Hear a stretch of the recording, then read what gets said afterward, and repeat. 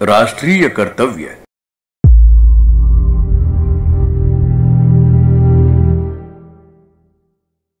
स्वाधीनता प्राप्ति की घड़ी में भारत माता की आंखें छलक पड़ी थी। इस सच की अनुभूति उस समय सभी ने की थी, परंतु इस तथ्य को कम ही लोग अनुभव कर पाए थे कि भारत माँ की एक आंख में खुशी के आंसू छलक रहे थे, जबकि उसकी दूसरी आंख दुख के आंसुओं से डबडबाई हुई थी। खुशी स्वाधीनता की थी और दुख विभाजन का था।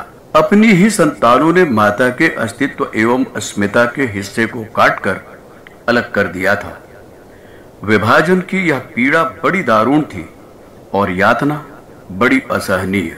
फिर भी उम्मीद थी कि स्वाधीन देशवासी संभवतः समझदार हो जाएंगे और अपनी मां को अब यह दर्द ना देंगे, परंतु दुर्दैव और दुर्भाग्य, स्वाधीनता प्राप्ति के वर्ष पर वर्ष बीतते गए और विभाजन के नए नए रूप सामने आते गए। भूमि तो नहीं बटी, पर भावनाएं बढ़ती गई। भूगोल तो वही रहा, परंतु उसमें खींची संवेदनाओं की लकीरें मिटती गई। संवेदनाओं की सरिता को सोखने वाले, इसे दूषित कलुषित करने वाले विभाजनों के कितने ही रूप सामने आते गए।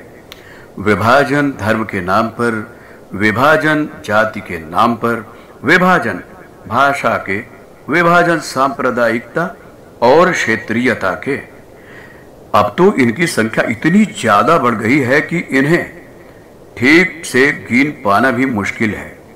स्वाधीनता की हर वर्षगांठ पर भारत माता की आंखें छलकती तो जरूर हैं, परंतु यह अनुभूति गिने चुने लोग ही कर पाते हैं कि अब उसकी दोनों आंखों में खुशी के आंसू नहीं, दुख के आंसू डबडबा रहे हैं।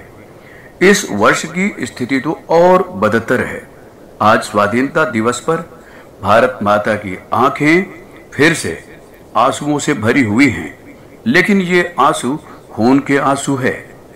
इनमें जातीयता, संघर्ष का खून है। अब उससे सही नहीं जा रही इन नित नए विभाजनों की पीड़ा।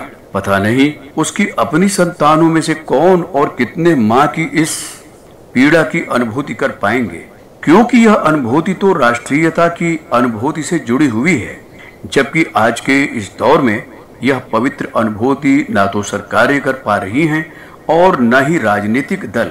हालांकि यह अनुभूति प्रत्येक भारतवासी का राष्ट्रीय कर्तव्य है।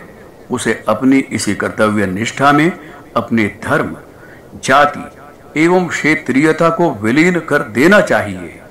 पुस्तक जीवन पथ के प्रदीप, लेखक डॉक्टर प्रणव पंड्या।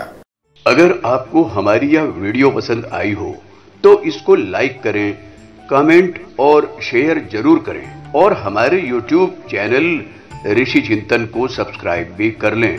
साथ ही बेल आइकन को भी दबाएं ताकि आपको आने वाली वीडियोस की नोटिफिकेशंस मिलती रहे। धन्यवाद।